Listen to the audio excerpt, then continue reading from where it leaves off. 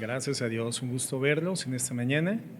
Creo que han tomado la mejor decisión, venir a la presencia del Señor, a rendir su gratitud, su adoración, alabanza, honor a quien es digno de recibirla por siempre.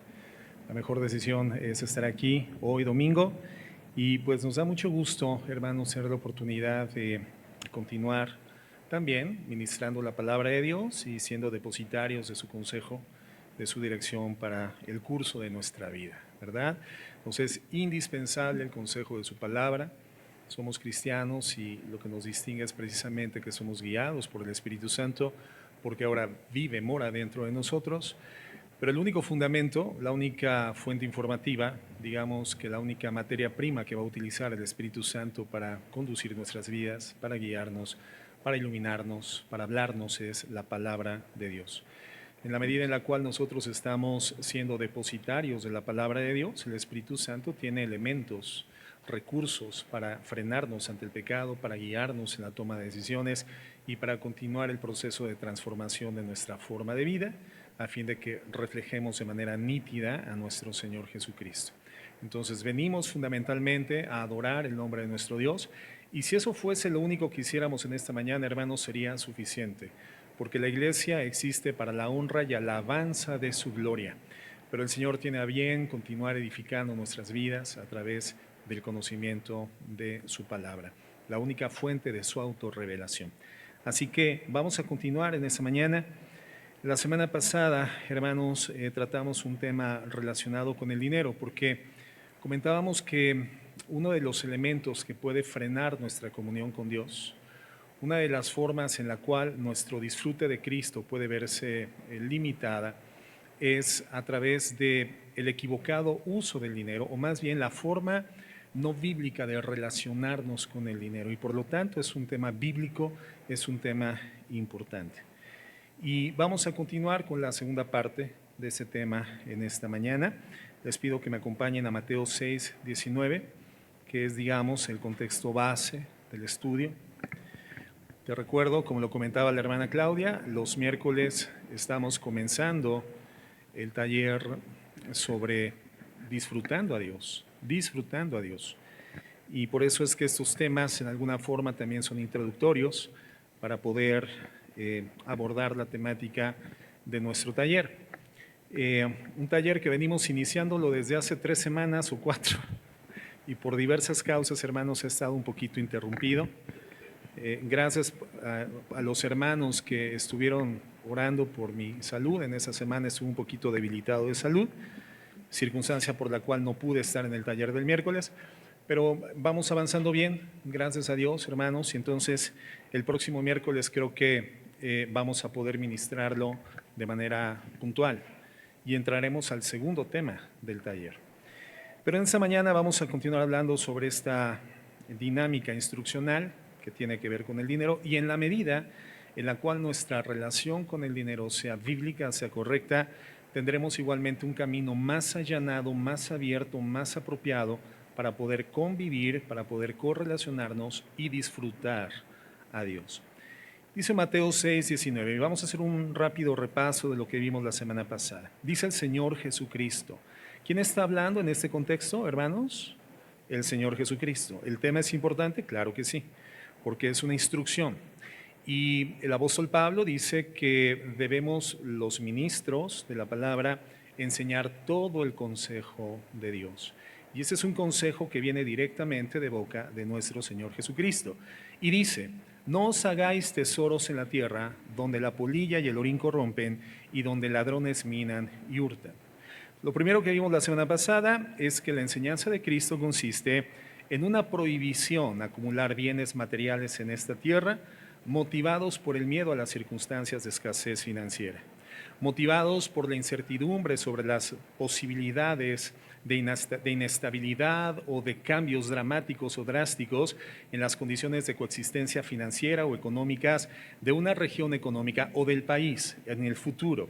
Entonces, la motivación por la que nosotros guardamos dinero o ahorramos dinero jamás debería de ser el miedo o una expectativa sobre factibilidades de inestabilidad financiera, porque entonces estaríamos depositando nuestra confianza en la cantidad de bienes acumulados, en la cuenta bancaria o en las condiciones materiales de existencia que podamos a través del trabajo desarrollar. Y el Señor dice, no acumules dinero por esos motivos, por esas razones. El verso 20 dice, sino haceos tesoros en el cielo. O sea, si hay la posibilidad de hacer una inversión, pero esta inversión en la tierra, hermano, no tiene una repercusión terrena. Toda persona que te diga que las inversiones que hagas en el reino de los cielos, materiales y económicas en esta tierra, van a tener una garantía de retribución en esta tierra de parte de Dios, es una falacia, es una mentira, es una desviación del evangelio de la gracia. Es tanto como decirte que Dios puede arrodillarse ante los bienes materiales de la gente, y eso no es así.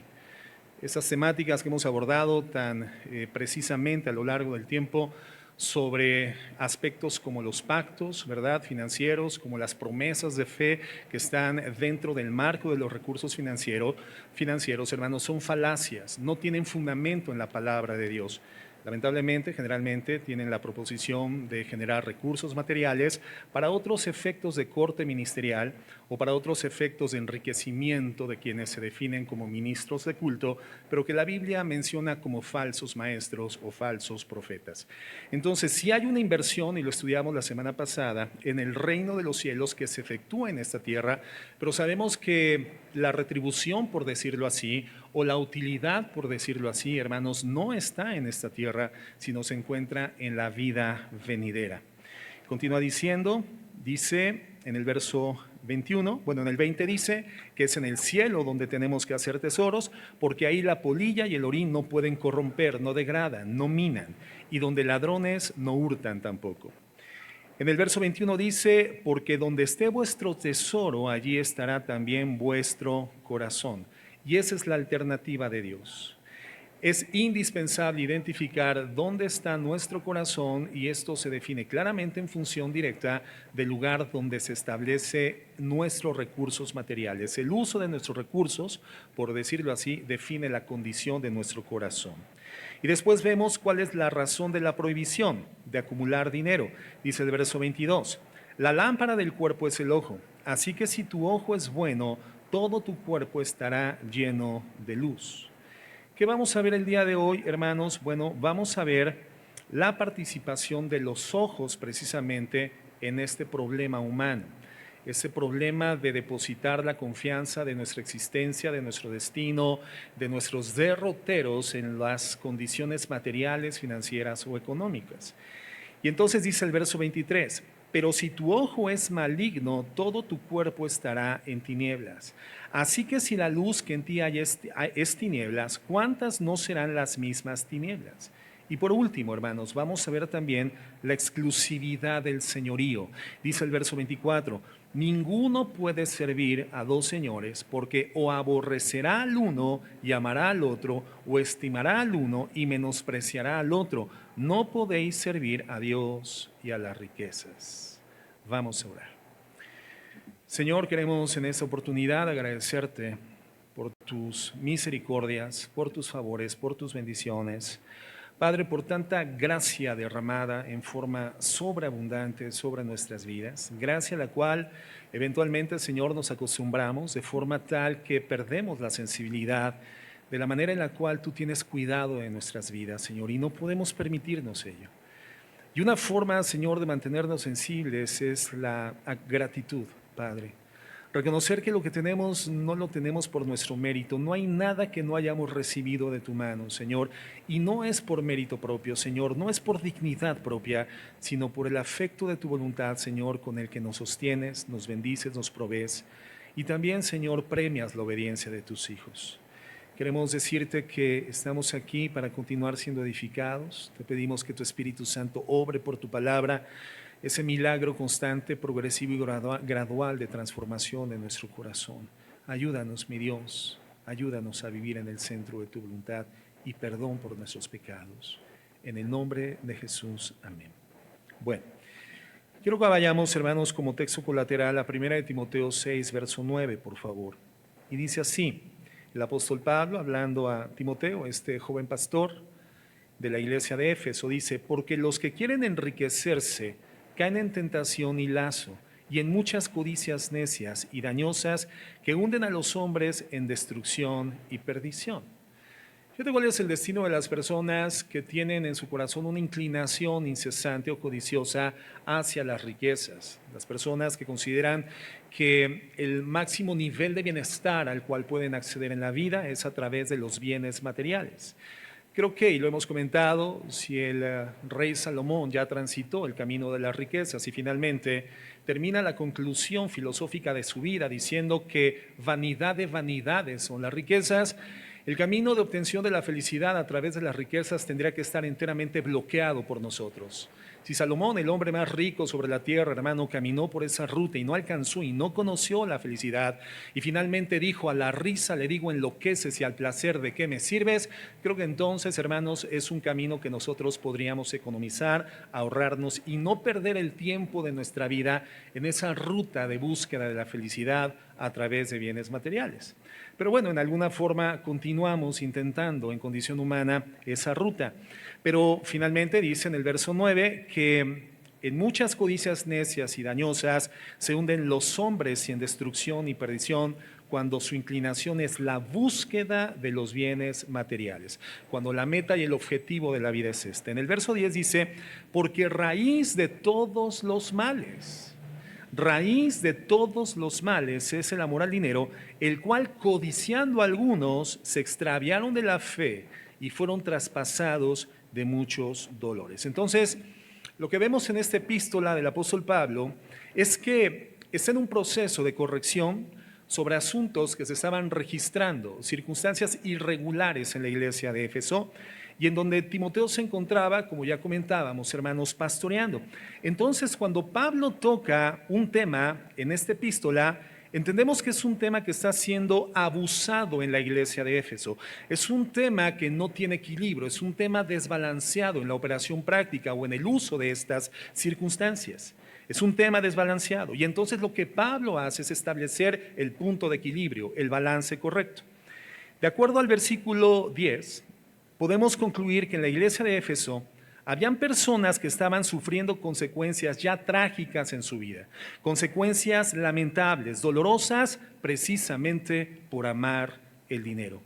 Y por esto, hermano, pues podemos entender que si la palabra de Dios es atemporal y evidentemente nos da una instrucción vigente a nuestras vidas generacionalmente, hoy en día no es diferente, hermanos. Hoy en día vemos esta problemática dentro de las iglesias cristianas. Continúa siendo un problema en nuestra época dentro de la congregación de los santos. Y no me refiero únicamente a nuestra congregación local, sino a la iglesia en general. A lo largo de la Biblia encontramos principios en contra precisamente de esto, del amor al dinero. Jesucristo dijo, porque donde esté vuestro corazón, vuestro tesoro, ahí estará ¿qué? Ahí estará nuestro corazón. En otras palabras, el Señor nos está diciendo, enséñame dónde está tu dinero y yo te puedo decir sin temor a equivocarme qué es lo que amas. ¿Dónde pones tu dinero? Y podremos identificar qué es lo que en realidad amas. Nuestra vida espiritual puede ser medida entonces, hermanos, claramente por lo que hacemos con nuestro dinero. La forma en la cual utilizamos el dinero creo que es un exhibidor, es como una vitrina con vidrios transparentes que nos permite identificar de manera clara, inequívocamente, cuál es el estado de nuestra alma. Fíjate lo que dicen los expertos, los sociólogos. Ellos dicen que las personas promedio piensan en el dinero 50% de su vida consciente.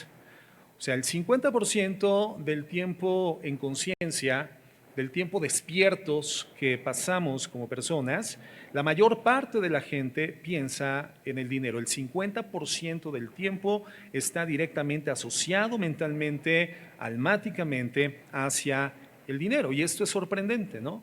¿Qué es lo que pensamos constantemente? ¿Cómo obtengo el dinero? ¿Cómo guardo el dinero? ¿Cómo ahorro el dinero? ¿Cómo gasto el dinero? ¿Cómo encuentro dinero?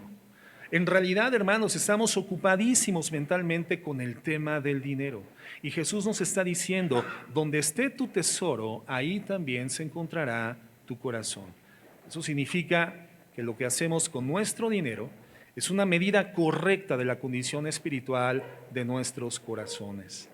Entonces, ¿Es importante reflexionar sobre el tema? Claro que sí. Es fundamental, es esencial para la calidad, la salud de nuestra vida espiritual.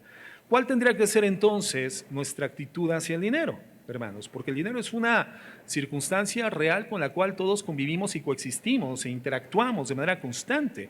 Y entendemos que uno de los propósitos sociológicos del desempeño de una función productiva, en esencia, podría ser la obtención de recursos para el sostenimiento de nuestra vida. Eso es lo que entendemos sociológicamente en el contexto de nuestra cultura en términos de la actividad laboral, trabajo para poder sustentar la vida, trabajo para vivir, y ya tenemos un equívoco conceptual.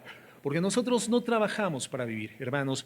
Dios ya nos ha dado la vida. No tienes que trabajar para vivir. Dios nos da la vida. Pero vamos a ir caminando hacia el tema. ¿Cuál tendría que ser entonces una actitud cristiana, una actitud santa hacia el dinero? Bueno, en primer lugar, la Biblia nos enseña que tener dinero no necesariamente está mal si nuestra confianza no está depositada en él. No está mal tener dinero si tu confianza no está depositada en el dinero. Proverbios 8:20, fíjate cómo dice: por vereda de justicia guiaré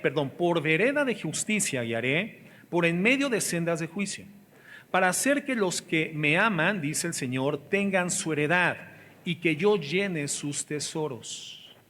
Entonces, hermanos, ¿quién es el que suple las necesidades? ¿Quién es la fuente también de los bienes materiales para la subsistencia? Hermanos, no es el dinero per se, no es el trabajo, es Dios quien se encarga de extender bendición también material para la subsistencia. Por lo tanto, también en términos materiales, hermanos, la confianza tendría que estar depositada en Dios y no en la cuantía de los bienes materiales que podemos acaudalar. ¿Me estoy explicando, hermanos? El Señor está diciendo que Él es la fuente para hacer que los que me aman tengan su heredad y que yo llene sus tesoros. Entonces, el problema no es si tenemos o no dinero, el problema es dónde depositamos nuestra confianza. Si nuestra confianza está depositada en la cantidad de bienes materiales o la cuenta bancaria o los recursos financieros o el dinero bajo el colchón, ahí estamos, hermanos, en un desvío espiritual, y esto va a limitar la plenitud del desarrollo, del caminar con Cristo en nuestra vida espiritual. Nuestro disfrute de Cristo va a ser profundamente limitado, hermanos, si nuestra confianza está en la cantidad de bienes que podamos tener.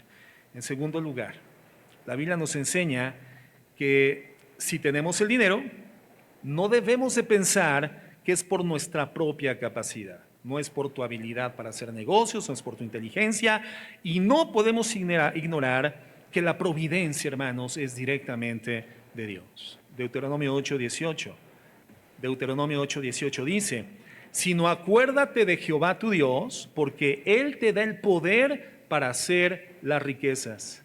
¿De quién viene la facultad, la capacidad? No, pastor, yo soy el hombre de negocio. Yo tendría que estar en Shark Tank, pastor. Yo soy un tiburón haciendo negocios. No, hermano, tú no eres ni piraña, hermano. Ni a mojarra llegas. Nadie es capaz, nadie es suficiente. El poder, la facultad, la habilidad, las destrezas para poder hacer alguna cosa entre esas cosas diversas que podemos y debemos de hacer en la vida, hermanos, los negocios, los recursos, un buen trabajo, una buena labor, algo que vaya promoviendo el escalamiento de tu vida financiera, no proviene de ti, proviene de Dios. Y por eso Dios dice: cuando tengas las riquezas, este verso se lo dice anticipadamente el Señor a su pueblo antes de que entrara a la tierra prometida y recibiera por herencia lo que el Señor les había anticipadamente dado. Dice: acuérdate de Jehová tu Dios, porque Él es el que te da el poder para hacer las riquezas, a fin de confirmar su pacto que juró a tus padres, como en este día. Entonces, cuando Dios tiene un propósito en tu vida, para el cual se requiere la existencia de recursos materiales, nunca pienses, hermano, no te permitas pensar que lo ganaste por ti mismo. No te lo permitas. En tercer lugar, ¿qué nos dice la Biblia? Que no debemos de aferrarnos al dinero en contra de la voluntad de Dios. Nunca desarrollar un apego pecaminoso hacia el dinero o los bienes materiales. Porque van a haber ocasiones, hermanos, en que Dios quita el dinero, en que Dios retira los recursos materiales. Y eso le sucedió a Job, ¿te acuerdas? Job es definido, hermano, en la Escritura como uno de los hombres más portentosos financieramente que había en su generación. Y sin embargo, el Señor decidió que le fuesen retirados todos los bienes, no solamente los materiales, no solamente los financieros, también los interrelacionales, los familiares. Todo le fue quitado a Job en un instante por la voluntad de ¿quién? Por la voluntad de Dios. Sucedió con Job. También sucedió con los apóstoles del Señor Jesucristo. Fíjate lo que dice Mateo 19:27. Entonces respondiendo Pedro le dijo: he aquí, nosotros lo hemos dejado todo y te hemos seguido a ti. Entonces hay ocasiones donde la voluntad de Dios, hermano, no es que generes ingresos, sino que te liberes de ellos.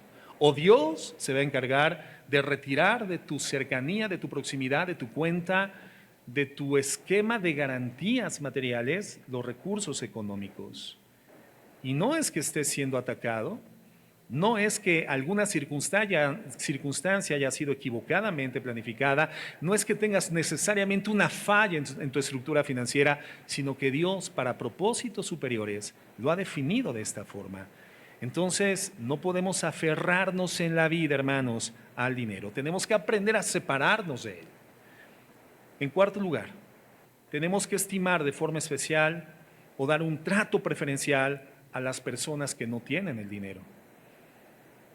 Fíjate lo que dice Santiago 2:1, escritura que conocemos bien. Dice: hermanos míos, que vuestra fe en nuestro glorioso Señor Jesucristo sea sin acepción de personas. ¿Qué significa sin acepción de personas? Sin hacer distinción entre las personas. Hay una diferencia entre una acepción y una excepción. Una excepción es algo que puede presentarse de manera irregular, algo no previsto, y entonces hay que hacer una modificación en el tratamiento de esa circunstancia para posteriormente retornar a la regularidad en la situación. Pero una acepción es cuando tratamos con diferencia, hacemos distinciones por motivaciones equivocadas en términos de una circunstancia, una relación o una persona. Y el Señor dice: hermanos míos, que vuestra fe en nuestro Señor glorioso Jesucristo sea sin acepción de personas. Si algo puede afectar nuestra vida de fe es hacer acepción, distinción entre persona y persona. Dice: porque si en vuestra congregación entra un hombre con anillo de oro y con ropa espléndida, y también entra un pobre con vestido andrajoso, y miráis con agrado al que trae la ropa espléndida, y le decís: siéntate tú aquí en buen lugar, y decís al pobre: estate tú allí en pie, o siéntate aquí bajo mi estrado, ¿no hacéis distinción entre vosotros mismos y venís a ser jueces con malos pensamientos? Entonces la Biblia nos advierte en contra de mostrar más favor hacia las personas con mayor cantidad de recursos financieros, digamos a los ricos, que hacia los pobres. Y la realidad es que tenemos que mostrar más favor hacia los pobres porque ellos son quienes están en mayor necesidad. Entonces, no permitirnos la distinción por ninguna causa, porque somos espiritualmente idénticos, hermanos, todos delante de Dios. Sin importar cuál es la cuantía de nuestra cuenta bancaria, sin importar cuáles son las condiciones de existencia sociocultural, sin importar la preparación académica, sin importar la manutención de bienes financieros. No hay ninguna circunstancia en esta tierra que marque una diferencia de nosotros hacia Dios. Dios nos ve a todos exactamente de la misma forma. Porque ¿cómo nos trajo Dios al mundo, hermanos? ¿Cómo? Desnudos. ¿Y cómo vamos a regresar? Dice la Biblia, completamente, hermanos, despojados, desatribuidos de cualquier bien que hayamos podido obtener en esta tierra.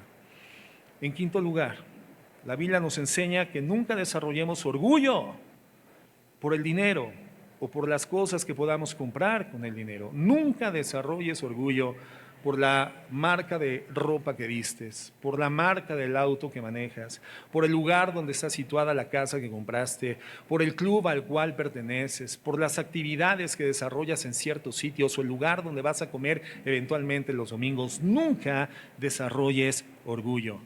Primera de Timoteo 17. Voy a leerlo yo en la traducción lenguaje actual porque creo que nos da un lenguaje mucho más comprensible.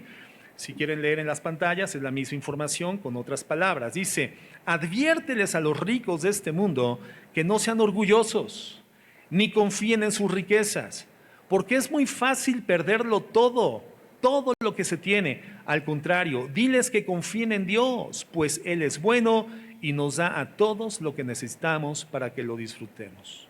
Ahora tú podrías decir, bueno, eso a mí no me afecta porque yo no soy rico, yo no soy uno de los ricos de este mundo. Bueno, ya en algún momento, hermanos, hemos hablado de qué es lo que define la riqueza.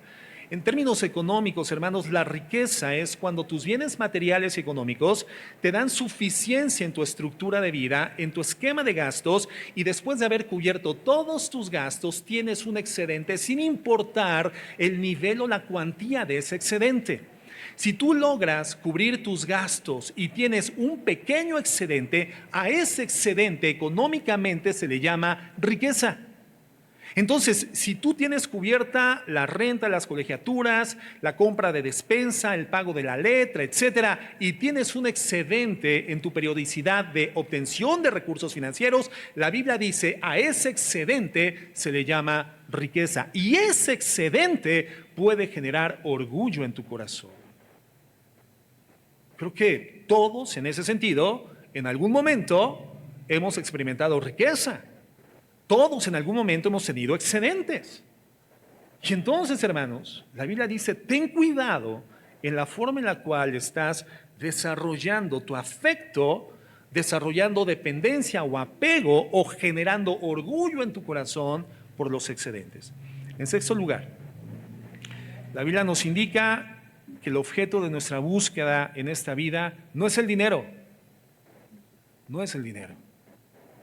Eso lo entendemos, ¿no? Creo que filosóficamente, siendo nosotros cristianos y teniendo algún tiempo, algunos años caminando en la vida de fe, podemos entender esto de forma conceptual, pero ¿hasta dónde es una realidad en nuestra vida práctica? Hermanos, la Biblia nos dice que nuestra búsqueda en esta tierra no es por riqueza, no es por dinero.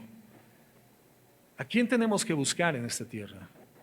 A Dios. ¿Lo entendemos? ¿Quién entiende esto? ¿Y quién lo vive? ¿Qué buscamos en el día a día? ¿Dinero o a Dios? Y buscando a Dios, podemos confiar enteramente en que Él va a hacer el resto. Este verso lo hemos leído tantas veces, pero es lo que nos está diciendo. Y eventualmente no lo hacemos. Mateo 6:31. No te afanes, pues diciendo, ¿qué voy a comer? ¿Quién se ha levantado en esta semana diciendo, ¿qué voy a comer? Tal vez hoy tengo, pero mañana no. ¿Te ha pasado esto, hermano? Entonces, este afán, esta angustia, no es propia de la vida redimida. No es propia de la condición cristiana. No agrada a Dios.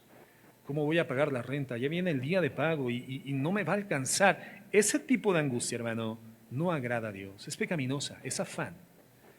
¿Recuerdas que el afán, la angustia, la ansiedad, la desesperación y todos sus derivados, hermanos, son pecaminosos? La depresión es pecaminosa. Tú puedes sentirte triste porque forma parte de la estructura emocional, pero cuando a la tristeza le sumas desesperanza, se convierte en depresión, angustia, ansiedad, y eso es pecado. Porque un cristiano no tiene razones para perder la esperanza si tiene un conocimiento correcto y progresivo de quién es Dios. Su experiencia con Dios tendría que suplir enteramente esa esperanza permanente en medio de cualquier vicisitud, en medio de cualquier adversidad, en medio de cualquier esquema de escasez. Lo cantábamos hace un momento, creo que fue el penúltimo canto. Señor, aunque la higuera no florezca, aun cuando no haya frutos en la vid, Señor, la majada esté desierta, los corrales estén vacíos, con todo y eso yo te adoraré. Quiere decir entonces que el profeta tenía una relación en la que con Dios experimentaba disfrute pleno, porque su comunión y disfrute de Dios no dependía de los bienes materiales, hermanos. Su búsqueda no era de recursos, su búsqueda era la búsqueda correcta, la búsqueda de Dios. No se afanen. ¿Qué vamos a comer? ¿Qué vamos a beber? ¿Qué vamos a vestir? Los gentiles, la gente que no conoce a Cristo, es la que se levanta todos los días a buscar esas cosas. Pero tu Padre, si tú eres un hijo de Dios por adopción, has creído en el Evangelio de la gracia, has sido redimido por los méritos de Cristo en la cruz del Calvario, has entregado tu vida al Señor, has sido pasado de muerte a vida, has experimentado el nuevo nacimiento por el poder del Espíritu Santo, hoy eres un hijo de Dios, no te levantes todos los días a buscar estas cosas.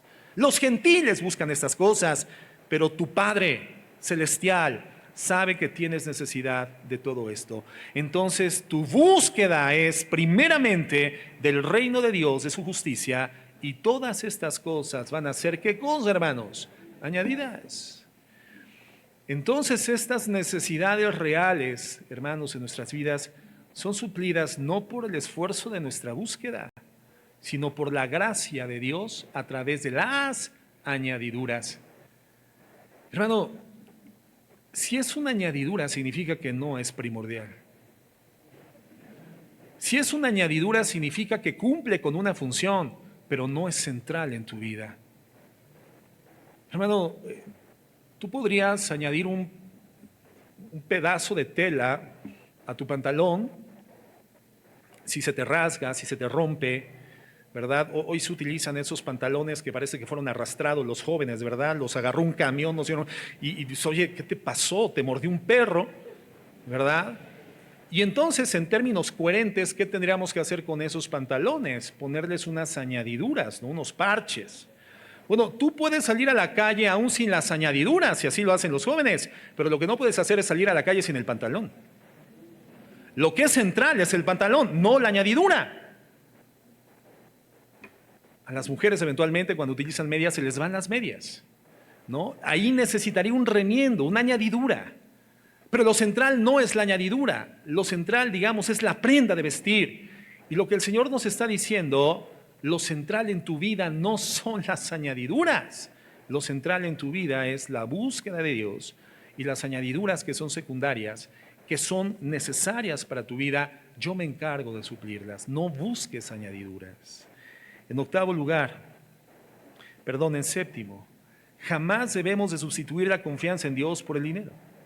Primera de Timoteo 6:17 dice, a los ricos de este siglo manda que no sean altivos ni pongan la esperanza en las riquezas, las cuales son inciertas, sino en el Dios vivo que nos da todas las cosas en abundancia para que las disfrutemos. ¿Quién nos da las cosas?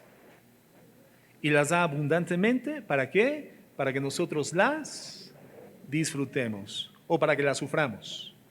Mira, la persona que sufre por dinero generalmente cree que cuando tenga el dinero, los recursos que requiere, va a comenzar a disfrutar, pero comienza a sufrir más. Una persona que sufre por dinero nunca deja de sufrir por dinero. Es el caso de la persona que finalmente, después de años de ahorro, de vicisitudes, logra irse de vacaciones. Y en vez de que comience a disfrutar aquello que anheló durante tanto tiempo, comienza el primer día de vacaciones y comienza a sufrir porque se le van a acabar las vacaciones.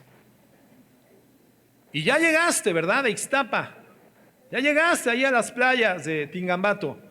Y sucede que estás en el primer día de disfrute y ya estás pensando es que en 2 días tengo que entregar la habitación de hotel y esto se me va a ir como agua. Tendría que haber buscado un paquete de 10 días de vacaciones. Pero aun cuando fueran 20, hermano, la persona que no sabe disfrutar la bendición de Dios, porque no entiende que Él es la fuente de toda provisión, siempre va a sufrir aun cuando tenga los bienes materiales.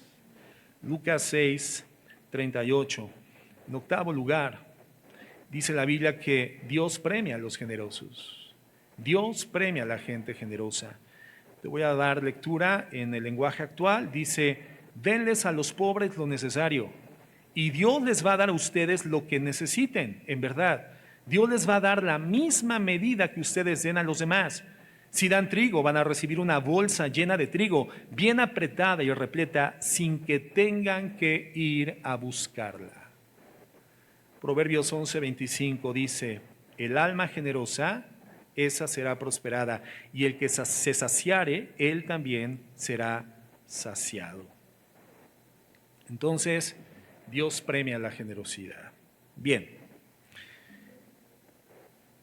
Ahora, es una generosidad no artificial, hermanos, no es una generosidad de lo que te sobra, eso no es generosidad. Es una forma de piedad. Cuando tú das de lo que te sobra, ¿verdad? Es una forma de piedad, pero no es generosidad. Generosidad es cuando tú das con sacrificio, ¿no?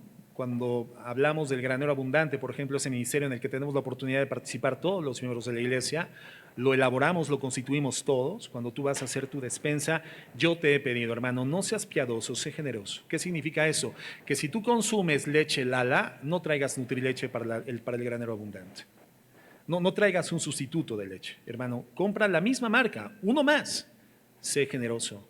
Si tú te bañas, hermano, con jabón Camay o con Neutro Vanas, porque te gusta estar bien contigo mismo y con todo lo que te rodea, hermano, hermana, no compres jabón Sote para los hermanos del granero abundante, ¿verdad? Si tú compras una marca de detergente, trae otra marca igual para el granero abundante. Eso es generosidad. No solamente seamos piadosos, seamos generosos. Es decir, dar con sacrificio. ¿Correcto? ¿Cómo anda el granero abundante, por cierto? ¿Anda abundante o no anda abundante? No anda abundante, hermanos. Y a mí me preocupa mucho porque eso significa que nadie ha comprado despensa en los últimos 3 meses. ¿Cómo hemos subsistido? ¿Cómo han subsistido, hermanos? Pero el tema es que cuando vayamos a hacer despensa, si eres miembro de esa congregación, tú tienes que hacer la despensa con los hermanos en necesidad en tu corazón, en tu corazón. Y entonces, cuando menos algo más de lo que compras para ti, compra para los hermanos de la iglesia. Bien, ¿cuál es la virtud principal relacionada con el dinero? Primera de Timoteo 6:10, ahí está la clave. La virtud principal en relación al dinero. Dice así, porque raíz de todos los males es el amor al dinero, el cual codiciando algunos se extraviaron de la fe y fueron traspasados de muchos dolores.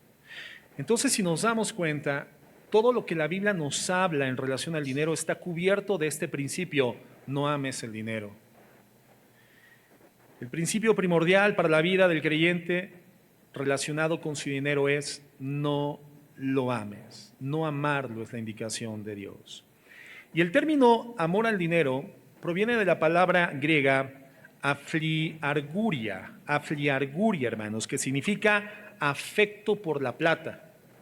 Afecto por la plata. Entonces el Señor no está utilizando una alegoría, una analogía, una figura retórica. El Señor está hablando de manera frontal a los cristianos. Dice, no ames el dinero. Ahora, no hay nada inherentemente malo en el dinero, eso lo hemos también explicado a lo largo del tiempo. No hay nada inherentemente malo al dinero, pero el dinero es muy peligroso. O sea, el dinero es, digamos, un elemento, un factor neutral. Lo que lo hace bueno o malo es la forma de uso que nosotros le demos. Es el significado que tenga en nuestro corazón. Pero en sí el dinero no es malo. La gente dice, el dinero es del diablo. No, espérame, quien trabajé fui yo, no el diablo. El diablo no trabajó por mí, yo lo gané, entonces el dinero es mío. Fue lícito mi trabajo, entonces es mi dinero, ¿cierto? Entonces, lo que le da significado al dinero es la forma en la cual tiene un posicionamiento dentro de nuestra vida, ¿no? Es como una pistola. Tú puedes utilizar una pistola, un rifle, una escopeta para cazar un animal, un berrendo, por ejemplo, y comértelo con tu familia, hermano. Si tú vivieras en Alaska o vivieras en las zonas campiranas, ¿verdad? Y tuvieses un sistema económico de autosubsistencia, tú tendrías una escopeta, ¿verdad? Y con esa escopeta cazarías un animal para poderlo departir, comer, alimentarte, y eso es absolutamente santo. Pero también puedes utilizarlo para quitar una vida humana, y eso es completamente aberrante, es inhumano, es pecaminoso. Entonces es muy peligroso. Si tú andas con confianza en el dinero por todas partes, hermanos, es como si estuvieses caminando en la calle con una pistola cargada. Puedes alcanzar fines buenos mediante esa arma o puedes hacer cosas desastrosas con esa arma. Sucede que, lo hemos comentado, hay quien dice, mira, ¿cómo cambió cuando tuvo dinero esa persona? Era tan sencillo, era tan amable, era tan accesible, pero ahora que tiene dinero, ¿cómo ha cambiado? Desde que trae carro nuevo, ¿verdad? Cambió completamente. No, hermano, no cambió. Siempre fue así, pero le faltaban las condiciones para extrovertir su afecto al dinero. Es que hay gente que cambia con el dinero. No, no cambió. Siempre fue así. Solamente que la ausencia de dinero no le permitía extrovertir la condición real espiritual de su corazón. Hoy que tiene el dinero es un detonante, es un exhibidor con vidrios transparentes de la condición espiritual de esa persona. Entonces la humildad que manifestaba, la aparente dependencia de Dios que manifestaba ante la ausencia de recursos materiales y económicos, era falaz, era mentirosa, no era real. Hoy que tiene el dinero, establece su confianza en el dinero y por lo tanto su actitud ha cambiado. No cambió, siempre fue esa persona, pero no tenía las condiciones apropiadas para manifestarlo. Entonces, ¿qué es el dinero? El dinero no es ni bueno ni malo, simplemente es un potenciador de la condición del corazón. Al corazón egoísta, el dinero lo hace más egoísta. Pero al corazón generoso, el dinero le da la posibilidad de ser más generoso. No cambia nada. Solamente potencia, solamente propulsa, hace evidente, exhibe la condición espiritual del cristiano. Entonces, el tema no es el dinero, el tema es el afecto. El afecto. ¿Cuál es tu actitud hacia el dinero? Y el pecado aquí es el pecado de avaricia, lo que está tratando Jesucristo. Otra forma de decirlo es el amor al dinero. Entonces la Biblia nos dice que el amor al dinero es raíz de todos los males. ¿De cuántos males, hermanos? De todos. Raíz de todos los males. Significa la fuente de todo tipo de maldad. Entonces, pensemos con lógica. Si el amor al dinero es la raíz, todo tipo de maldad se convierte en sus ramas. Piensa en un árbol con raíces profundas. Si el amor al dinero es la raíz, entonces las ramas es toda la gama diversa de males que existen y los frutos, hermanos, que penden de esas ramas seguirán siendo toda clase de maldad, toda clase de maldad. Eso significa entonces que si tú amas al dinero, nada te va a detener en la búsqueda del dinero y por lo tanto el fruto en tu vida será todo tipo de maldad, todo tipo de pecado para conseguir el dinero o los bienes materiales que se adquieren con el dinero. Ahora, el hecho de no tener dinero no significa que no lo ames. El hecho de no tener acceso a bienes materiales, recursos económicos, no significa que no ames el dinero. Hermano, si cuando tú experimentas frustración por lo que no tienes o lo que podrías adquirir a través del dinero, sientes frustración, enojo, amargura, te sientes desolado o te sientes en ansiedad, te sientes profundamente frustrado por no tener lo que con el dinero puedes adquirir, significa que amas el dinero, amas los bienes materiales.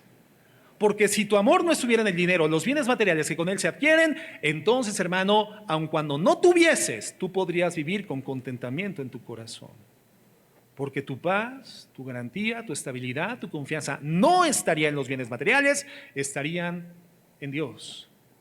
Cuando tu búsqueda es la búsqueda de Dios, si no tienes los bienes materiales o acceso a ellos, hermano, tú puedes vivir contento en tu corazón.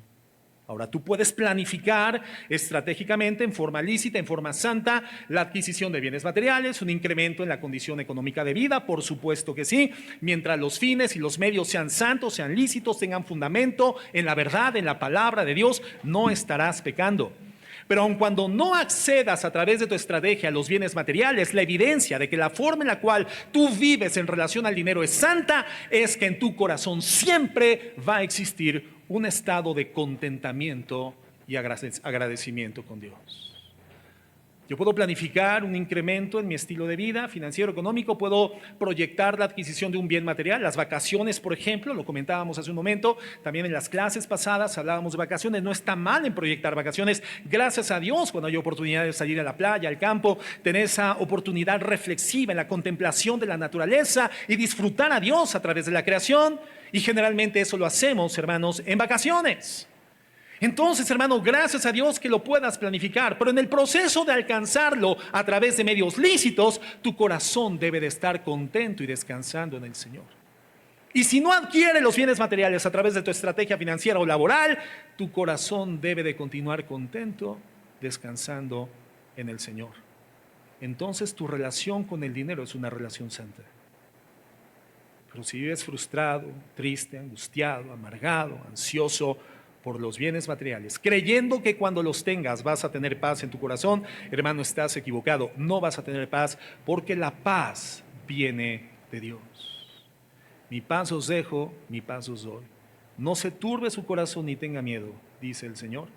Entonces, si tú crees que tener más te va a dar paz, cuando tengas más no vas a alcanzar la paz, porque la paz viene de Dios.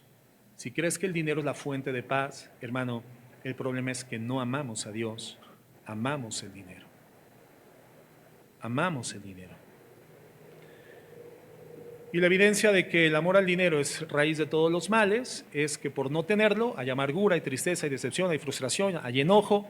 Y por obtener el dinero hay mentira, hay robo, hay fraude, hay falsas declaraciones de impuestos, hay muchas formas equivocadas para los fines que tú quieras. Pero la evidencia, hermanos, es esa. No lo tienes, hay amargura, hay tristeza, hay decepción. Y para poder obtenerlo hay engaño, hay mentira, hay falsedad, no hay transparencia.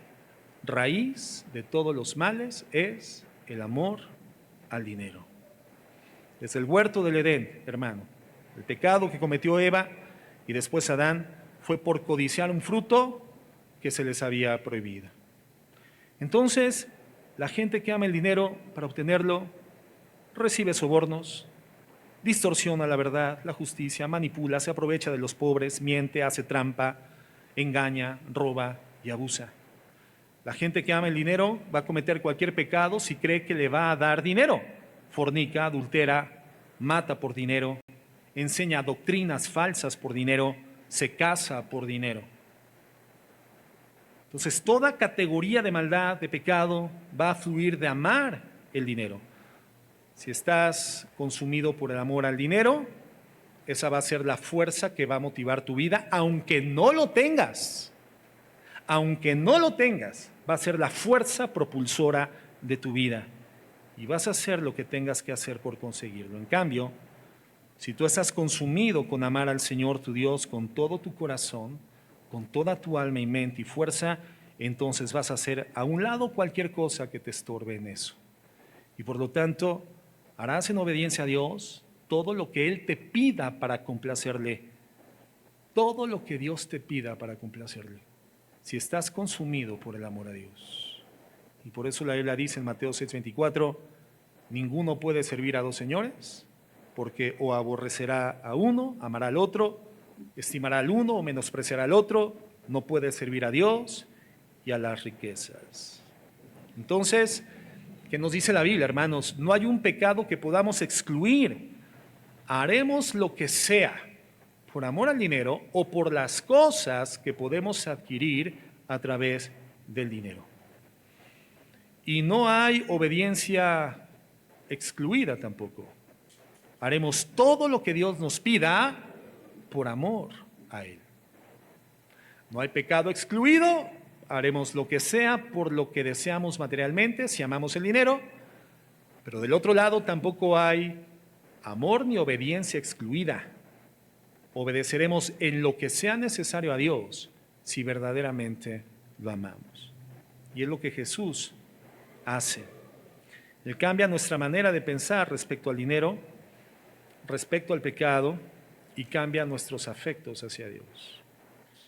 Ahora, ¿cómo podemos saber si amamos el dinero? ¿Cómo podemos saber si amamos el dinero? Bueno, vamos a ver, ¿quién ama el dinero, hermano? ¿Puede levantar la mano? Los materialistas codiciosos y avariciosos, por favor, que vinieron, ¿no? Qué bueno. Pero vamos a censurar esto, ¿no? A meternos en el censor. Bueno, vamos a reflexionar sobre las siguientes preguntas, por favor. ¿Pasas más tiempo pensando en cómo obtener el dinero o en cómo desempeñarte bien en tu trabajo? O sea, estás trabajando y trabajas pensando más en el dinero que vas a obtener a través de ese trabajo, o pasas más tiempo pensando en la forma correcta de hacer tu trabajo. Es decir, ¿estás más preocupado por la cantidad de dinero que vas a ganar o por la calidad del trabajo que vas a desempeñar? ¿Estás buscando excelencia o estás buscando el dinero? ¿Tu trabajo es un medio para financiar tus deseos personales o es el medio por el cual puedes mostrar la excelencia de tu compromiso y glorificar a Dios? Y es básico, hermanos. Entonces, cuando pasamos más tiempo pensando en cómo obtener el dinero, del tiempo que pasamos pensando en cómo poder hacer excelentemente mi trabajo y mostrar las glorias o las virtudes de Cristo a través de mi trabajo, estamos amando el dinero. Entonces, un principio básico para alguien que aspira a servir a Dios en un ministerio, ministro de la palabra, un pastor, etcétera, un diácono, es jamás ponerle precio a lo que haces. Nunca, nunca. ¿Sabe qué, pastor? Es que vamos a hacer una festividad especial por los 15 años de mi hija y yo quisiera ver si usted pudiera ministrar la palabra. Sí, hermana, pase por favor a la oficina con la secretaria y ella le va a decir la cuota. Usted le podría decir, a ver, señor cura, ¿de qué me está hablando? Usted es pastor, no es cura. Gracias a Dios aquí ni oficina ni secretaria tenemos, hermano. En ese sentido estamos vacunados. Pero un ministro de culto, hermano, no le pone precio a nada. A nada. Costos de recuperación. Vamos a hacer una masiva, ¿verdad? Evangelística. Vamos a traer al grupo fulano, sutano y mengano, ¿verdad? Y los costos de recuperación. ¿Costos de qué? ¿Cuál fue el costo de recuperación del Señor Jesucristo cuando multiplicó panes y peces? ¿Cuál fue el costo de recuperación, hermano? Cuando juntaba multitudes y ministraba sanidades, liberaciones, resurrecciones, maravillas, obras prodigiosas. ¿Cuál era el costo de recuperación? Absolutamente ninguno, hermano. Ninguno. Es ridículo, es falaz. Pero disfrazamos la avaricia a través de modelos del mundo. Y eso es pecaminoso, profundamente pecaminoso. ¿Quieres hacer una masiva evangelística, hermano? Y vas a invitar a un grupo, invítalo. Y si te dice, pero mi cuota es este, desinvítalo inmediatamente y quédate con el grupo de alabanza de la iglesia. Dios lo va a usar poderosamente. Al predicador fulano y mengano y te pide una cuota, no lo invites, es un falaz, es un profesional, es un lobo rapaz. Un siervo de Jesucristo aceptaría la invitación, claro que sí, hermano, con todo gusto. Aunque me cueste invertir mis recursos para ahí, estoy invirtiendo en el reino de los cielos. En el reino de los cielos. Ahora, por supuesto que es correcto, es digno una persona que viene y nos bendice, darle una ofrenda de amor, porque la Biblia dice que el obrero es digno ¿de qué? De su salario. Vino, trabajó, se esforzó, dejó responsabilidades, invirtió. Es correcto bendecirlo económicamente, hermano, pero no hay cuotas de recuperación. Un ministro que le pone precio a lo que hace, hermano, es un lobo rapaz. Un lobo rapaz. Bien. En segundo lugar, ¿cómo sabes que amas al dinero? Bueno, cuando nunca tienes lo suficiente. No que tengas cubiertas tus necesidades, pero nunca estás satisfecho con lo que tienes. Más zapatos, más ropa, más dinero. El que ama tener, dice la Biblia, nunca se sacia de tener. Quiere más. Primera de Timoteo 6:8 dice. Primera de Timoteo 6:8. Así que teniendo sustento y abrigo, estemos contentos con eso. Estemos contentos con eso. Esa es una relación correcta con el dinero. Cuando entiendes que Dios en su gracia ha cubierto realmente necesidades. Ya la otra vez definíamos que es una necesidad, es algo insustituible para la vida. Es una necesidad respirar y exhalar, inhalar y exhalar. Cuando tú dices, no necesito exhalar, ese día te ahogaste, ¿no? Te ahogaste en tu propio dióxido de carbono. Cuando tú inhalas oxígeno, inmediatamente en tus pulmones se convierte en dióxido de carbono y ahora hay que exhalarlo, si no te envenenan. Entonces vas a morir envenenado de dióxido de carbono, hermano. Cuando tú dices, yo ya no voy a respirar, te vas a morir ahogado, requieres el oxígeno. Eso es una necesidad, respirar es una necesidad. Y entonces el Señor nos habla de necesidades para la subsistencia, las cuales Él suple, Él añade. Y dice, teniendo tus necesidades reales cubiertas, con esto mantente contento. Con esto, hermano. Sustento y abrigo. En tercer lugar, amamos el dinero cuando queremos demostrar lo que tenemos o lo que damos. En otras palabras, cuando encontramos gozo torpe por usar el dinero, por vestir el dinero, por manejar el dinero, por mostrar el dinero, por desfilar el dinero o por tocar trompeta cuando damos dinero. Esa es una evidencia de amor al dinero. En cuarto lugar, Amamos el dinero cuando nos duele darlo. Sientes que te mueres cuando das dinero. ¿Por qué? Porque es la base de tu afecto. Porque es la base de tu seguridad. ¿Quién se va a quitar el arnés de seguridad, el cinturón de seguridad en la montaña rusa? ¿Quién? Nadie. Coherentemente nadie. ¿Alguien se ha subido a la montaña rusa, hermanos? ¿Nadie? ¿Nadie? A ver, bien, levanten la mano los que han tenido esa experiencia extraordinaria, ¿verdad? Una vez nos subimos mi esposo y yo en la montaña, yo de chavo, hermano, allá en la Ciudad de México, me subí como 30 veces a la montaña rusa allá en Chapultepec, hermano, y lo disfrutaba. Yo me acordaba que era una preciosa experiencia, adrenalina pura. Y pasados los años, cuando fui a la Ciudad de México con mi esposa, ya entraditos en los años que más o menos tenemos, y yo le dije, es que es extraordinario, mi amor. Y ella me decía, Javier, se me hace que no. Sí, mi amor, yo me acuerdo, es padrísimo. Me dice, Javier, te voy a dejar de hablar si de verdad esto no te va a encantar. Y nos subimos a la montaña rusa, ¿no? Lo comentaban otras veces, se toman fotografías cuando vas en la montaña rusa y ya cuando termina el recorrido pasan las fotos de las personas que iban en los carros. Bueno, la instrucción al subir dice que tú tienes que ir en las bajadas así, ¿verdad? Recargado en el asiento y tus manos sobre la barra de seguridad. Cuando vimos nuestras fotos estábamos así, mi hermano. Mi esposa y yo abajo de la barra de seguridad. Yo acabé con el cuello esguinzado, la lengua mordida y mi esposa muy, muy contenta, ¿verdad? Sí me dejó de hablar como media tarde, hermano. Y uno se imagina en esos juegos de alto nivel de adrenalina, obviamente no te puedes quitar el arnés de seguridad porque inequívocamente morirías, es tu garantía de vida. Nadie se va a quitar en la montaña rusa el arnés de seguridad, nadie, porque no te cabría la menor duda de que quitártelo pondría en riesgo tu vida. Entonces pasa lo mismo con el dinero, lo mismo. Hay gente que dar dinero es como si soltara su arnés de seguridad.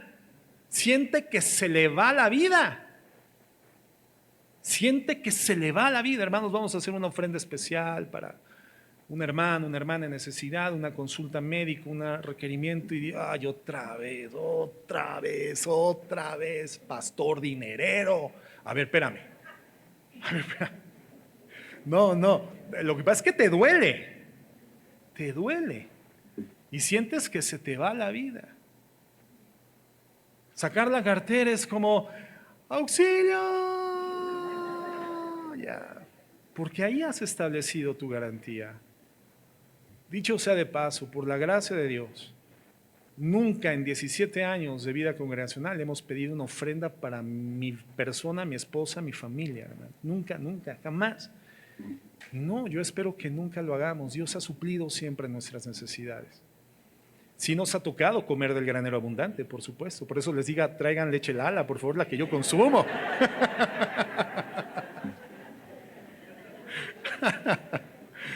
No es cierto, yo ya ni leche tomo, ya no puedo tomar leche, hermano. Pero en su momento sí han habido periodos de nuestra vida en el ministerio donde hemos tenido que disponer mi esposa y yo del granero abundante. Hace tiempo, por la gracia de Dios, no. Pero, hermano, dar no debería de dolernos. Y cuando nos duele dar, es un sensor, es un foco rojo que está diciendo, cuidado, hay una relación no bíblica en tu corazón con el dinero. Está ocupando una posición que no tendría que ocupar el dinero en tu vida. Nos aferramos al dinero para nuestra seguridad y para nuestra gratificación. Y finalmente, la prueba definitiva. Amamos el dinero cuando pecamos para obtenerlo, hermanos. Cuando mantenemos, por ejemplo, una relación inapropiada con Hacienda, mentimos en las declaraciones de impuestos, cuando mentimos en las declaraciones de gastos, cuando metemos facturas que no hemos nosotros realmente consumido, cuando no declaramos transparentemente las responsabilidades financieras en el trabajo, cuando negociamos nuestras convicciones para hacer algo que sabemos que no está bien, pero también sabemos que vamos a obtener dinero de esa negociación de convicciones. No hay duda, hay un problema de amor al dinero. Cada ocasión que pecamos por obtener dinero, mostramos un corazón que lo ama en vez de amar a Dios y su justicia y la verdad. Entonces, pruebas realmente simples, hermano. Entonces vamos a preguntarnos con honestidad en esta mañana, hermanos, con claridad, en la transparencia de nuestro corazón ante Dios. ¿Paso más tiempo pensando en cómo obtener dinero de lo que paso pensando en cómo hacer bien mi trabajo para mostrar las virtudes de Cristo? ¿Nunca tengo lo suficiente? ¿Tiendo a mostrar lo que tengo o lo que produzco, lo luzco, lo presumo? ¿Me duele dar dinero o peco para obtener dinero? Entonces, hermanos, inequívocamente hay un problema. Amas el dinero. Y te lo puedo decir con absoluta categoría, no amas a Dios. No buscas a Dios, no disfrutas a Dios. En el versículo 10, Pablo dice, si esa es tu actitud, ¿qué va a generar? Va a producirte todo tipo de males. Si has sido una persona que ha cedido ante el engaño de las riquezas, vas a padecer mucho y te va a doler mucho. Vas a perder realmente lo que sí vale por el dinero. Quiero que veamos ese tema de la participación de los ojos en el tiempo que nos queda. La participación de los ojos. Mateo 6:22. Fíjate lo que dice. Dice, lámpara del cuerpo es el ojo. Así que si tu ojo es bueno, todo tu cuerpo estará lleno de luz. Pero si tu ojo es maligno, todo tu cuerpo estará en tinieblas. Así que si la luz que en ti hay es tinieblas, ¿cuántas no serán las mismas tinieblas? Ok, ¿qué está haciendo aquí Cristo? Está utilizando estos recursos que Él magistralmente utiliza para hablarnos de cosas espirituales complejas y profundas, para enseñárnoslas de forma sencilla. Es una metáfora que nos permite entender, porque el ojo es el órgano a través del que vemos el mundo, hermanos. Hay personas que no tienen esta bendición, la vista, y entonces tienen que interactuar con el mundo, sobre todo con otros sentidos físicos. Pero quienes gozamos del sentido de la vista, es este sentido con el que interactuamos y conectamos más rápidamente con el mundo. Hay cosas que vemos a la distancia, no las podemos tocar, no las podemos olfatear, no las podemos percibir a través del tacto, pero sí las vemos a través de ese sentido.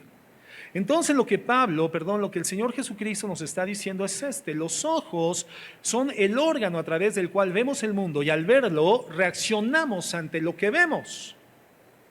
Y si ese ojo, hermano, no está entrenado por una perspectiva cristiana, entonces ese ojo va a estar enfermo. Porque va a ver de forma distorsionada, va a percibir distorsionadamente la realidad.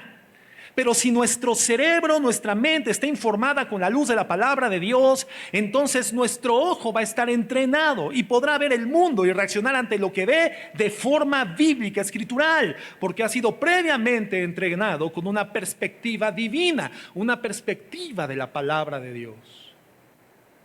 Entonces Cristo dice, si tu ojo está sano, si está entrenado por la Biblia, si la luz de la revelación de la palabra puede ser usada por tus ojos, entonces todo tu cuerpo será sano, toda tu vida espiritual será sana.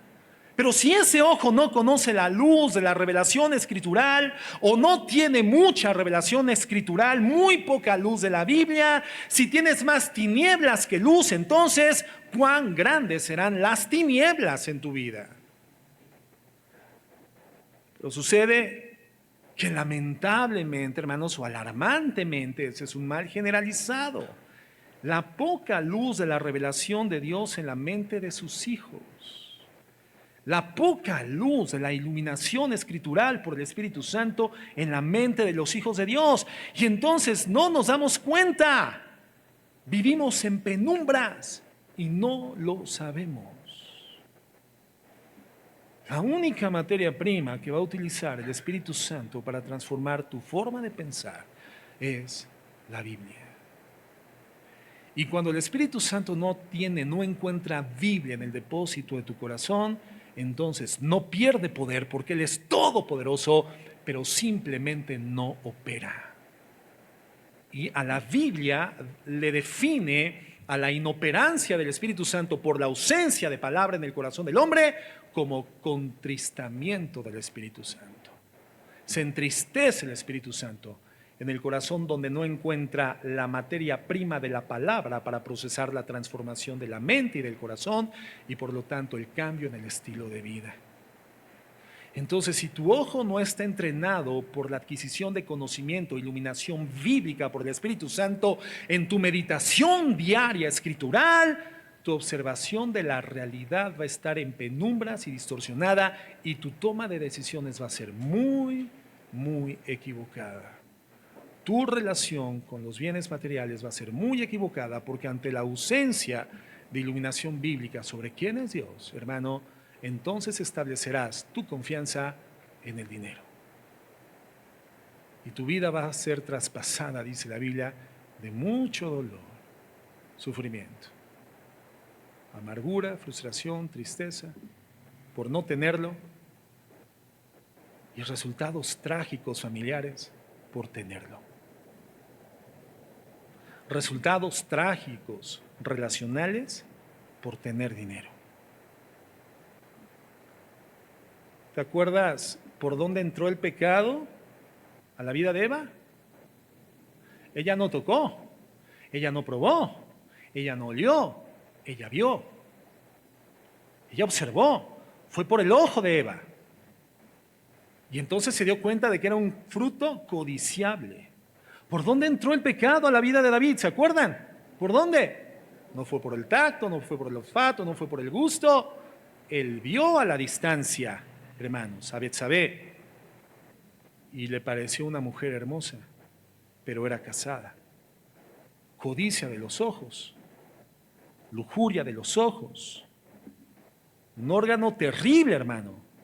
Un órgano terrible si no tiene la luz de la palabra de Dios. Si no tiene el mensaje del Evangelio acendrado en su corazón. Y por último, hermanos, quiero que veamos la exclusividad del señorío. Mateo 6:24. Dice, ninguno puede servir a dos señores porque o aborrecerá al uno y amará al otro, o estimará al uno y menospreciará al otro. No puede servir a Dios y a las riquezas. En la antigüedad, hermano, cuando un esclavo era comprado, servía a un solo amo, jamás a dos. Jamás a dos, ¿no? Una persona, por ejemplo, que se dedica a labores de intendencia con una empresa, puede trabajar también para otra empresa. Una persona que se dedica a labores domésticas en una casa, puede trabajar en una, en dos o en tres casas, y eso está bien. Pero en la antigüedad, hermano, cuando una persona desempeñaba funciones domésticas o funciones propias para ayudar al mantenimiento de un hogar, a la limpieza, a la elaboración de los alimentos, etcétera, hermanos, es decir, un esclavo no podía servir a dos amos. Y es justamente lo que en ese contexto cultural Jesucristo nos está diciendo: nadie puede servir a dos señores. O sirves a las riquezas, dice el Señor, o me sirves a mí. O amas al dinero o me amas a mí, pero no puedes compartir tu corazón. No existe la posibilidad de bipartir el corazón en esta interacción. O amas al dinero o me amas a mí. Los amos, hermanos, en ese entonces demandaban toda la vida del esclavo, y de esta misma forma Dios demanda toda nuestra mente, toda nuestra fuerza y todo nuestro corazón. De esta forma, Dios no quiere una parte de mi mente, hermano, de tu mente. Dios no quiere una parte de tu mundo, una parte de tu corazón, no. Una parte de tu voluntad o una parte de tu obediencia. No es así. Dios demanda todo. Por una razón simple, Dios lo ha dado todo. Dios lo llena todo y por eso Él tiene el derecho de demandarlo todo. Él no quiere ser una de tus prioridades, hermano. Él no quiere ser una de mis prioridades. Él no quiere ser ni siquiera la prioridad número uno. No, Él quiere ser la prioridad. Todo lo demás es secundario. Es la prioridad. Lucas 9:59. Y dijo a otro, sígueme. Él le dijo, Señor, déjame que primero vaya y entierre a mi padre. Jesús le dijo, deja que los muertos entierren a sus muertos y tú ve y anuncia el reino de Dios. O entonces otro dijo también, te seguiré, Señor, pero déjame que me despida primero de los que están en mi casa. Jesús le dijo, ninguno que poniendo su mano en el arado y mira hacia atrás es apto para el reino de Dios. El Señor no está desnaturalizando con esas expresiones las relaciones familiares o las relaciones afectivas que se han conformado a lo largo de la vida por servirle a Él. Él no quiere que seamos personas desnaturalizadas. Aquí el Señor está diciendo, a partir del momento en el cual tú naces a Jesucristo, y comienza a partir de ese momento una vida de servicio al Señor, porque el servicio a Cristo no es el oficial dentro de una congregación. El servicio oficial dentro de un ministerio organizado en una iglesia cristiana, hermano, es el resultado del crecimiento moral y espiritual que te permite ser modelo para los demás miembros de la iglesia. Pero comenzamos a servir hacia el Señor Jesucristo a partir del momento de nuestra redención. A partir de ese instante, la Biblia dice que somos constituidos en un real sacerdocio, nación santa, pueblo adquirido por Dios, para anunciar las virtudes de Cristo, aquel que nos llamó de las tinieblas y nos trasladó a su luz admirable. Somos servidores de Dios. Y entonces el servicio a Cristo, hermano, a partir del momento de la redención tendría que cobrar la primordialidad de nuestra vida. La relación con tus padres tendría que estar definida por tu servicio a Cristo. La relación con tus hermanos y amistades y trabajo tendría que estar definida por tu comunión con Cristo, tu amor por Cristo, por tu seguimiento a Cristo. Eso es lo que significa la primer prioridad en tu vida, o la prioridad en tu vida ahora, a partir de tu nuevo nacimiento, es Jesús. En el reino, entonces, hermanos, no hay lugar para la falta de compromiso. El problema principal entre los hijos de Dios es el señorío. Muchas veces, Cristo no es el Señor de las finanzas de los cristianos. Es más, muchas veces ni siquiera los cristianos consultan a Dios en qué invierten, en qué gastan, qué compran. Toman decisiones sin consultar a Dios, muchas veces. Cristo no es el Señor de la educación de los hijos de muchos cristianos, porque ponen los deseos de los hijos por encima del mandamiento de Cristo. Y como padres tendríamos que cuestionarnos, ¿lo que nuestro hijo pide y le damos glorifica a Dios? Pastor, es que es mi bebé. Tu bebé tiene 25 años, hermano. Tiene 34 años tu bebé. Y sigues siendo la pilmama de tu bebé. Sigues dándole el biberón a tu bebé. Amores sentimentalones, no bíblicos, no espirituales. Amores que terminan destruyendo la mente, la psique y la autopercepción de los hijos. Y les guía a tener percepciones distorsionadas totalmente de la realidad, donde se establecen como los depositarios de todo lo que sucede sin la necesidad de gratificar o de agradecer, creyendo que lo merecen, creyendo que tienen derechos. Tus hijos no tienen derechos, tienen privilegios. Pero todo lo que reciben tus hijos es un acto de gracia. Y la labor de un padre es enseñarle a un hijo a agradecer para que sea humilde. Entender que no lo merece, pero se da por gracia. Y entonces eso genera gratitud en el corazón de los hijos. Pero cuando los padres negocian las convicciones por ese amor sentimentalón a los hijos, están poniendo a los hijos por encima del mandamiento de Dios. ¿Cuáles son los resultados? Cuando amaste más a tus hijos que a Dios, caos, caos. Cristo, hermanos, muchas veces no es el Señor de los hogares cristianos, porque esos hogares no están organizados de forma que centralice la palabra de Dios, donde el fundamento de mi hogar es la palabra de Dios. Y mi hogar es un lugar donde se adora a Dios, es un altar de adoración.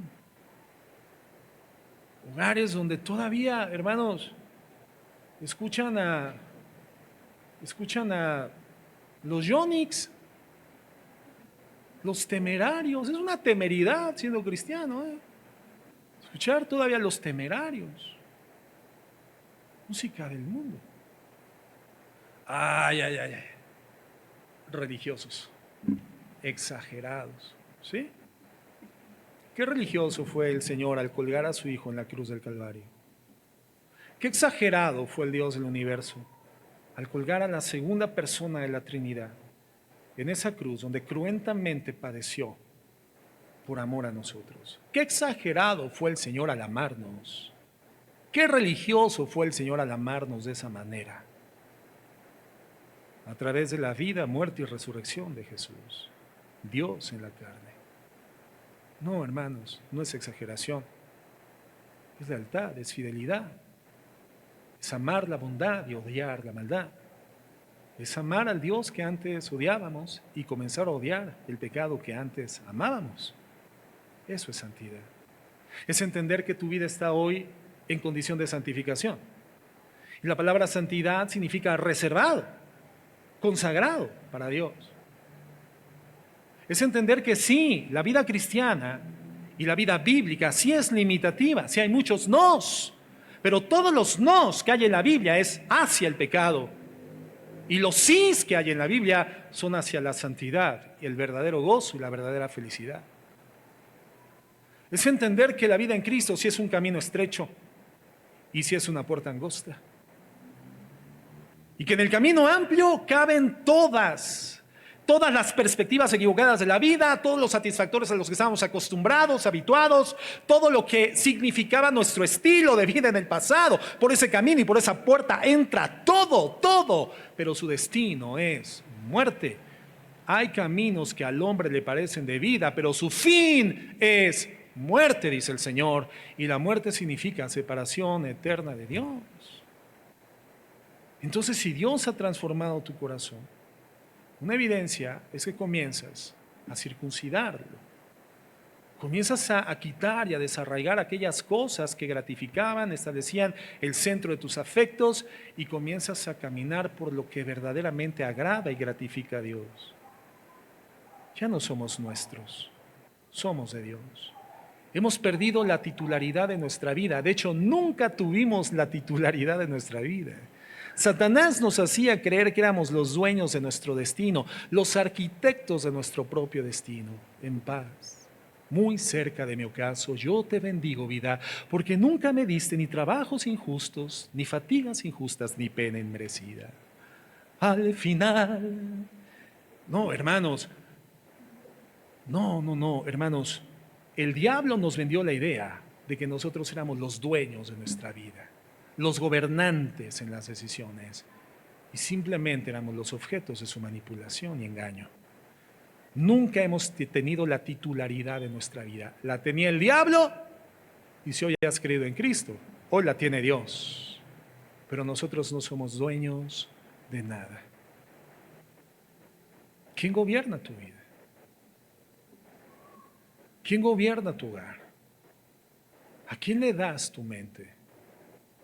¿A quién le das tus espacios, tu tiempo? ¿A quién sirves? ¿A quién servimos? Para muchos Cristo no es el Señor de su tiempo, porque no tienen tiempo para orar. No tienen tiempo para meditar en la palabra, pero sí tienen tiempo que se consume en la televisión, en la internet, en las redes sociales, en el celular. ¿Cómo es esa ecuación? Si eres un hijo de Dios, no tiene lógica que digas que eres un hijo de Dios y no tienes tiempo para Dios.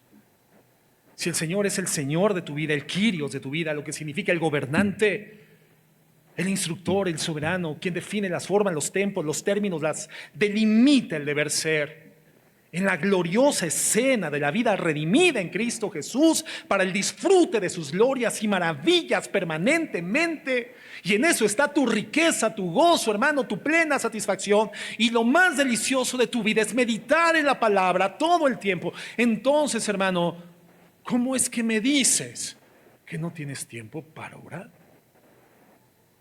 No, no, no, no. Si tú no tienes tiempo para orar y meditar en la palabra, es porque el Señor no es tu Señor. Al menos no es Señor de tu tiempo.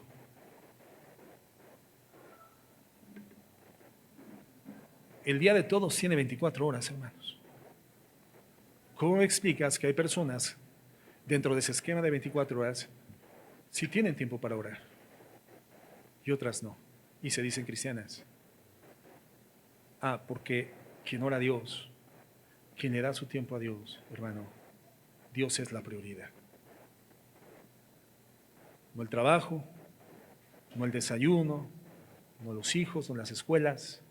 Dios es la prioridad. Dios es la prioridad. Entonces el señorío es el problema en la vida de los cristianos. Cristo es Señor, pero muchos no le han reconocido como Señor sobre sus vidas, sobre su tiempo, sobre sus hijos, sobre su familia, sus hogares, su trabajo, sus finanzas. Negociamos con el pecado dentro de la casa, dentro del hogar. Negociamos con el pecado de los hijos dentro de las casas. A ver, pastor, es que mi hijo no es cristiano. Bueno, te voy a hablar de mi época. Él oye Guns N' Roses. YouTube, no es YouTube, es YouTube. No, no, hermano. Había un grupo que se llamaba YouTube, ¿no? Es que él no es cristiano, pastor, y entonces pues le gusta oír esa música. Yo no lo puedo obligar a que sea cristiano, no, claro que no lo puedes obligar a que sea cristiano. Pero a ver, ¿quién es el encargado espiritual de tu casa? ¿Quién es el responsable de labrar el huerto de Dios? Y el huerto de Dios es tu hogar. ¿Quién? Tú. Entonces, limita. Limita. No permitas. Mira, hijo, con todo respeto, mi casa es mi cuarto. No, no, mi hijo, no es tu cuarto. No, ni lo compraste ni lo pagas. Es mi cuarto dentro de mi casa, que es la casa de Dios, y yo como un padre que te ama, te da el privilegio de usarlo. Pero mi hijo, no es tu cuarto, es mi cuarto y yo te lo presto. Un día lo vas a dejar y no te lo vas a llevar, ¿verdad? No te vas a llevar tu pedazo, ¿verdad? Tus 20 metros cuadrados de habitación, no te lo vas a llevar porque no es tuyo. Entonces, hijo, mientras vivas en mi casa, que es la casa de Dios, un altar de adoración, hijo, en mi casa no puedes escuchar esa música. En mi casa no puedes ver esos programas. En mi casa no puedes consultar pornografía. No lo puedes hacer. Y si lo vas a hacer utilizando de estrategias intelectivas para que yo no me dé cuenta, será tu responsabilidad delante de Dios. Pero yo no me voy a hacer de la vista gorda. Mi casa es un templo. Y si yo me doy cuenta que estás utilizando de manera pecaminosa los recursos que Dios nos ha dado en esta casa, te los voy a tener que retirar. Para ti no va a haber televisión, para ti no va a haber internet, para ti no van a haber permisos, para ti no van a haber salidas. Y si quieres escuchar tu música que no glorifica a Dios fuera de esta casa, lo puedes hacer, porque yo no soy el detective, ¿verdad? Yo no voy a estar siguiéndote durante el tiempo de tu actividad en la calle, en la escuela. Yo no puedo supervisarte, pero Dios te ve. Entonces, fuera de la casa, si quieres hacer eso, mira, adelante. Pero esta casa es un lugar donde se glorifica. La Biblia dice que estorbemos el pecado de nuestros hijos. Dice, fuérzalos a entrar. Y muchos dicen, no, es que si lo obligo, no va a querer. No, no, no, es totalmente lo contrario. La vida de fe define el deber ser. Y la vida de los hijos, hermano, en el hogar cristiano tiene que ser como una horma. ¿Cuál es la función de una horma, hermanos? Cuando tú metes en una horma un zapato, ¿para qué es? Para darle forma. Es lo que no sucedió con las hermanastras de la Cenicienta, ¿verdad? No les cabía el pie. Hubieran tenido que hormar esos zapatos, hermanos, para que les entrara el pie. Una horma, hermanos, es para dar la forma. Entonces la vida cristiana en el hogar que involucra disciplinas, porque Dios a quien ama disciplina, y la disciplina es un efecto divino que Dios cede sobre los padres para utilizarla de forma bíblica, equilibrada, coherente, correcta y con amor en el fundamento del amor, no del desahogo de frustraciones paternas o educativas, sino en amor bíblico, hermanos, con las medidas bíblicas. La disciplina es una norma que les va a dar la forma a nuestros hijos. Pero si tú no aprovechas a tus hijos cuando son barro maleable, en tus manos y crees que dejando pasar el tiempo, en algún momento por magia van a adquirir una forma que tú no les diste, hermano, no es así.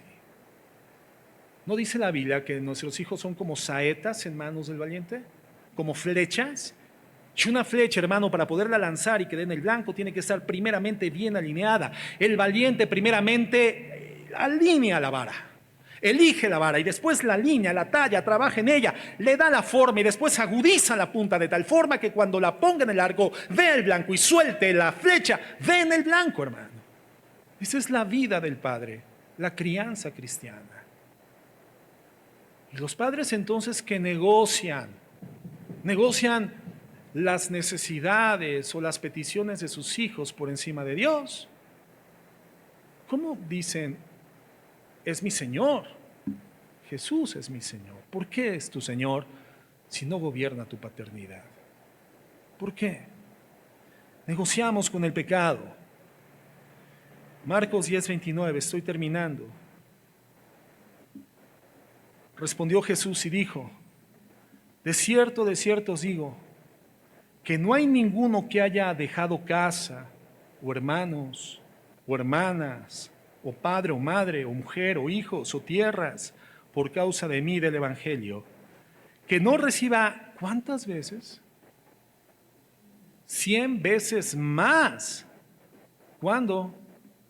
En este tiempo, casas, hermanos, hermanas, madres, hijos y tierras, y muchos hermanos que distorsionan y tuercen la palabra, toman este verso para decir, ahí está, siembra una promesa de fe, vamos a levantar pactos económicos, porque el Señor dice que te va a dar 100 veces más. Entonces, hermanos, sé lógicos, inteligentes, siembra tu casa en este ministerio.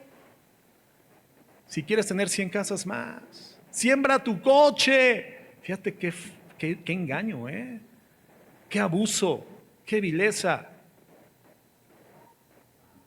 Como dice el pastor Chuy, es la predicación del profeta Zaqueo, se apellida Tulanita, Zaqueo Tulanita.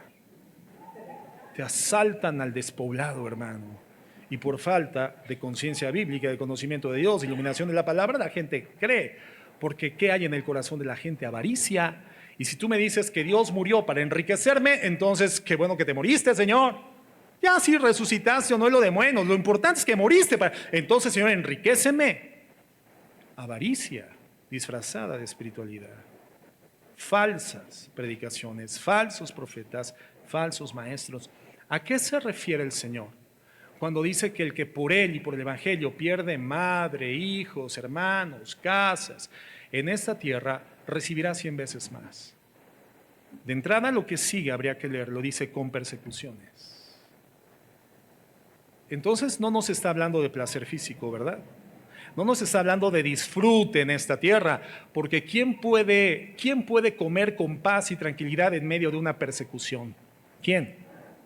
Hermano, si cuando te toca el cobrador de Electra, se te va el hambre y te sientes perseguido, ya no contestas teléfonos, apagas las luces, ya nadie habla, porque afuera está el cobrador de Electra, y eso que son pagos chiquitos.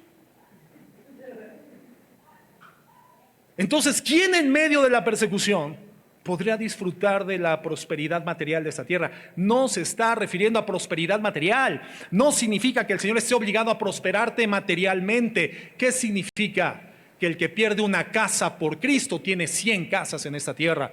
Mira, si la persona que nos renta la casa, espero que no, ¿verdad? A mi familia, a mi esposa, a mí y a mí, y a mi mamá, que también vive ya con nosotros, nos dijera, ya no se las voy a rentar, pastor. No creo, porque es una mujer piadosa, gracias a Dios, y creo que no está lejos de conocer a Jesús, pero es una mujer piadosa. Pero vamos a suponer que algo le pasa. Me dijera, pastor, usted es cristiano, se va de mi departamento, y de repente me quedo sin casa, hermano. Es más, nos hizo favor de sacarlo los muebles a la calle, hoy que regresemos en la tarde. Hermano, ¿cuántos somos aquí? Más los servidores, como unas 100 personas. Bueno, ¿quién me recibirá en su casa? A mí, a mi esposa y a mi mamá. Una casa, 2 casas, 3 casas, 4 casas, 5 casas, 6 casas, 7 casas, 8 casas. Tengo para varias semanas, para hacer un tour. A eso se refiere Jesús. Quienes perdían todo, hermanos, por seguir a Jesucristo y eran despreciados por padre y por madre, recibían de parte de Cristo el amor de otras madres, la compañía de otros hermanos, la cercanía de otros amigos genuinos, las casas de hermanos en la fe que aperturaban las puertas porque nadie desea hacer suyo nada de lo que poseía. Todo era de todos. A eso se refiere la palabra. Y por eso dice, con persecuciones, como resultado de tu fidelidad a Jesucristo. Y dice, y en el siglo venidero, o sea, no aquí, en el siglo venidero, la vida eterna. Pero muchos primeros, muchos que iban caminando aparentemente en la vida de fe y mostrando que lo eran, pero Cristo no era el Señor de sus vidas, muchos primeros eran postreros y los postreros primeros. Yo creo que si algo nos enseña en esta tierra, Dios lo utiliza como un recurso didáctico para enseñarnos la buena administración y la buena relación de nuestro corazón con el dinero, son las persecuciones, las injusticias. Gloria a Dios por ellas. Entonces, si el dinero es el centro de nuestro corazón y el corazón es el trono, el problema es que nuestras manos, nuestras mentes, nuestros ojos, nuestros sentidos físicos van a ser gobernados por el dinero. El dinero, hermano, recuerda, no es para tenerlo en el corazón, es para tenerlo en la mano. Quien está en el corazón en cristiano tendría que ser Jesús. Y Jesús dice, ¿cómo uso mi dinero? Para glorificar su nombre. No amemos el dinero. El resultado va a ser dolor, mucho dolor. Y el Señor no quiere eso. Por eso la advertencia. Raíz de todos los males es el amor al dinero. Y quienes amaron al dinero fueron traspasados de muchos dolores. Y una persona afectada por su relación con el dinero, hermano, es una persona que no puede conocer a Dios, no puede disfrutar a Dios, no depende de Dios, no ha entendido quién es Dios, no ha dimensionado por la ausencia de palabra la revelación del Espíritu Santo de quién es Dios. Pero cuando tú sabes quién es, entonces tu confianza ya no está en los bienes materiales, tu confianza está en el Señor. Y buscamos su reino y su justicia. Vamos a orar.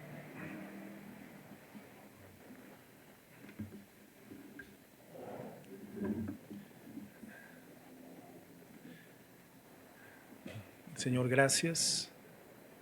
Te damos en esta mañana, muchas gracias, una vez más. Y queremos hacerlo siempre, Señor. Gracias, gracias por tu cuidado, por tu amor. Por hacer todo el proceso de saneamiento del corazón a través de tu palabra, por tu Espíritu Santo. Por quitar la contaminación, la podredumbre, Señor, que permitimos que se albergue en nuestro corazón cuando distraemos nuestra atención de ti. Cuando en vez de tener la mira en las cosas del cielo, bajamos la vista y comenzamos a ver las de la tierra.